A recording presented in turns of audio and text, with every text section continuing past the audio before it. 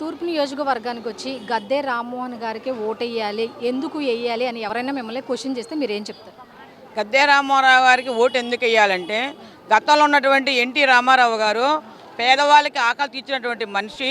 పేద కూడు గుడ్డ అన్నటువంటి నిదానంతో ఎన్టీ రామారావు ఆ రోజు పార్టీ పెట్టారు కాబట్టి అదే పద్ధతిలో అదే స్థానంలో ఇవాళ ఎమ్మెల్యే గద్దె రామారావు గారు ఒక గన్మన్ లేకుండా, ఒక రౌడీజం గోండయిజం లేకుండా ప్రజల్లోకి ఒంటరిగా వచ్చే మనిషి ఎవరంటే ఎమ్మెల్యే గారు ఎవరంటే గద్దె రామారావు గారు.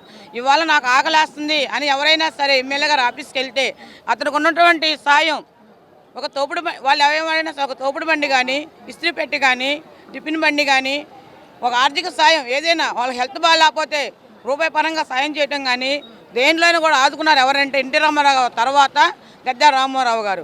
ఇవాళ మేము చెప్పడం కాదు, ఇవాళ మేము చెప్పుకుంటూ తెలుగుదేశం పార్టీ వాళ్ళు చెప్పుకుంటున్నారు అనేసి అనుకోవచ్చు. జనాల్లోకి వెళ్తుంటే వాళ్ళే తెలియపరుస్తారు.